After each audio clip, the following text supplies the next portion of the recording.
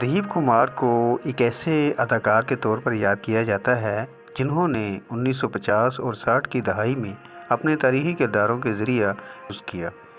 उस ज़माने में फ़िल्मसाज़ों को अपनी फ़िल्मों के लिए जब भी किसी बादशाह, शहंशाह, प्रिंस या नवाब के किरदार की ज़रूरत होती थी, तो वो प्रदीप कुमार को याद किया करते थे।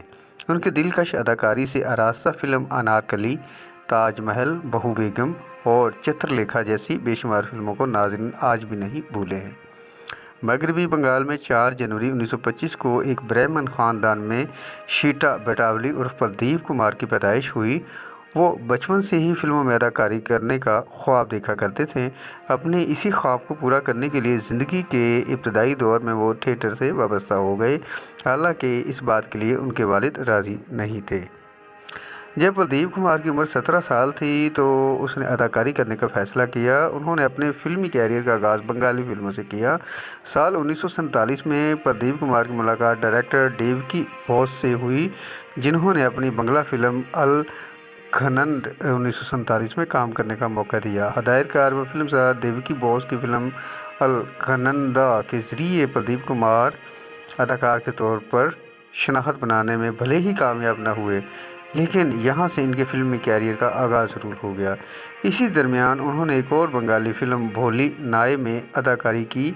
ये फ़िल्म काफ़ी कामयाब रही और उसने सिल्वर जुबली मनाई, जिसके बाद उन्होंने हिंदी सिनेमा की जानब रुख किया। इसके बाद भी वो एक और बंगला फ़िल्म में नज़र आए। बंगाली फ़िल्मों में कामयाबी पाने के बाद प्रदीप कुमार बटावली बम्बई और फिल्मस्तान स्टूडियो में चले गए, जहां उन्होंने कैमरामैन धीरन डे के मुआविन के तौर पर काम शुरू किया। प्रदीप कुमार को जुनून इस हद तक था कि उन्होंने हिंदी और उर्दू ज़बान की तालीम हासिल करना शुरू कर दी। साल 1952 में उन्हें आनंद मुठ 1952 में इनका एक अहम किरदार अदा करने का मौका मिला। हालांकि इस फिल्म में पृथ्वीराज कपूर जैसे अजीम अदाकार भी मौजूद थे। इस फिल्म की कामयाबी के बाद वो हिंदी फिल्मों में बतौर अदाकार शनाख्त बनाने में कामयाब रहे। साल 1953 में प्रदीप कुमार ने बीना राय के साथ फिल्म अनारकली शहजादा सलीम का किरदार अदा किया, जो नाजरीन को बहुत पसंद आया और इसी के साथ वो तारीखी फिल्मों के लिए प्रोड्यूसरों और डायरेक्टरों की पहली पसंद बन गए। साल 1954 में वैजंती माला के साथ उनकी फिल्म नागिन रिलीज़ हुई। दोनों फिल्में बहुत मशहूर थीं और उनके गानों में मन डोले मेरा तन डोले, मेरा दिल ये पुकारे आजा, उन्होंने फिल्मों की कामयाबी में इजाफा किया था।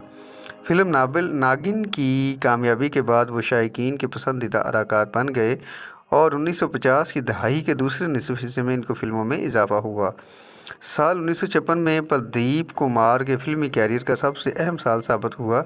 इस साल उनकी 10 फिल्में रिलीज़ हुई, जिनमें शीरी फरहाद, जागते रहो, दरगेश नंदनी, बंधन, राजनाथ और हीर जैसी फिल्में शामिल हैं। इसके बाद प्रदीप कुमार ने एक झलक, अदालत, आरती, चित्रलेखा, भीगी रात और दिन, बहू बेगम जैसी कई फिल्मों में अपनी अदाकारी के जोहर दिखाकर सामईन को मशहूर कर दिया। उन्होंने 1960 की दहाई में इतनी कामयाबी नहीं मिली, अगरचे घूवन-गट, आलती और ताजमहल में कामयाब रहे। प्रदीप कुमार ने मीना कुमारी के साथ 7 फिल्मों में काम किया, जिनमें अदले जहांगीर, बंधन, चित्रलेखा, बहू बेगम, भीगी रात, आलती और नूरजहां शामिल हैं।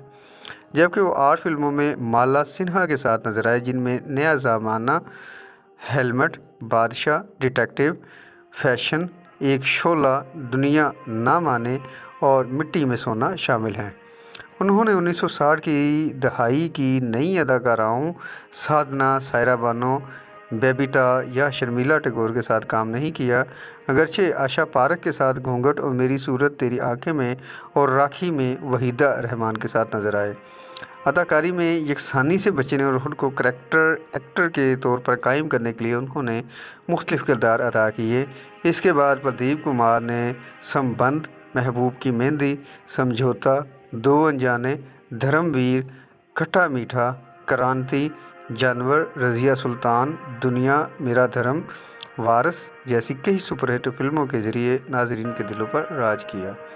उन्होंने कलाकार award, life time achievement award जीता। तकरीबन 4 दहाई तक अपनी बेमिसाल अदाकारी से नाजरीन के दिलों में ख़ास शनाख्त बनाने वाले प्रदीप कुमार 27 अक्टूबर 2001 को कलकत्ता में 76 साल की उम्र में इस दुनिया को अलविदा कह गए। उनकी 3 बेटियां रीना, मीना और बीना बनर्जी हैं, जो फिल्मों और टीवी सीरियल में काम करती हैं, जिनमें अतरान नुमाया है। उनके बेटे देबरी प्रसाद और पोतियों तुनिशा, सुपर्णा, रिया और हरीश्ता शामिल हैं। बीना बनर्जी के बेटे के साथ सिद्धार्थ बनर्जी ने साजिद खान की फिल्म हाउसफुल 2 और हिम्मत वाला में असिस्टेंट डायरेक्टर की हैसियत से काम किया है।